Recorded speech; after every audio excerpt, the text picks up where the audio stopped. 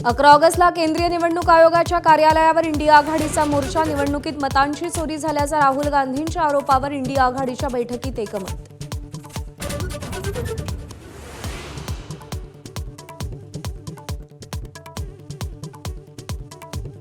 महाराष्ट्रात तब्बल 40 लाख संशयित मतदार. पत्रकार परिषदेत राहुल गांधींचा गंभीर आरोप. तर शपथपत्र सादर करा म्हणत निवडणूक आयोगाकडून आज भेटीचं निमंत्रण.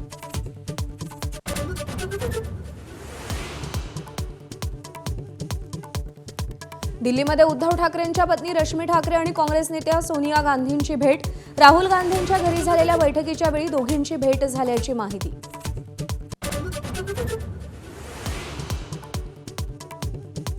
हिंजवडीनंतर चाकणची वाहतूक कोंडी फोडण्यासाठी उपमुख्यमंत्री अजित पवारांचा भल्या सकाळी दौरा.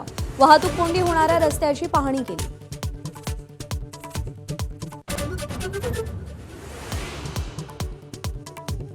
कबूतरखान्यांवरील बंदी कायम. मुंबई उच्च न्यायालयाचा महत्त्वाचा निर्णय. नागरिकांचं आरोग्य महत्त्वाचं असल्याचं स्पष्ट केलं.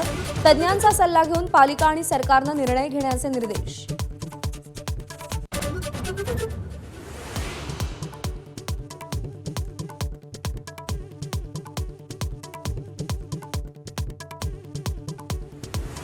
यंदा अनंत चतुर्दशी आणि गोपाळकाल्याची सुट्टी नाही. सामान्य प्रशासन विभागाचा निर्णय.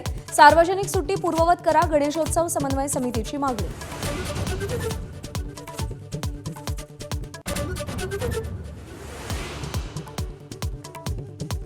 एकनाथ खडसेंचे जावई प्रांजल खेवलकरांवर महिला आयोगाचे गंभीर आरोप. चित्रपटात काम देण्याच्या आमिषानं मुलींवर लैंगिक अत्याचार.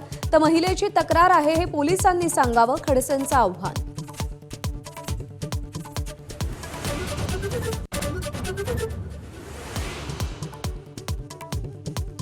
तुळजापूर ड्रग्ज प्रकरणातील आरोपीकडून महसूल मंत्री चंद्रशेखर बावनकुळेंनी सत्कार स्वीकारला. जामिनावर बाहेर असलेल्या विनोद गंगणेनं सत्कार केला. तर बावनकुळेंनीही शाबासकीची थाप दिली.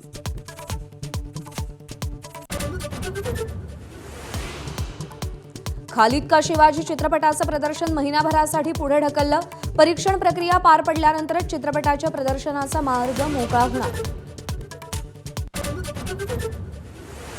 टॅरिफ वॉरला नवं वळण. डोनाल्ड ट्रम्प यांच्या टॅरिफ बॉम्बनंतर चीन चक्क भारताच्या बाजूनं. व्यापार धोरणांचा गैरवापर होत असल्याची अमेरिकेवर टीका.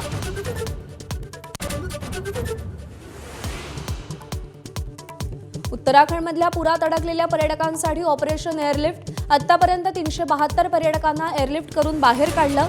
महाराष्ट्रातील 35 पर्यटकांचा समावेश.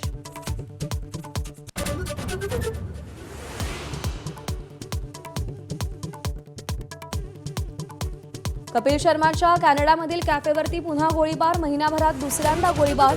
लॉरेन्स बिश्नोई आणि ढिल्लो गँगनं हल्ल्याची जबाबदारी घेतली.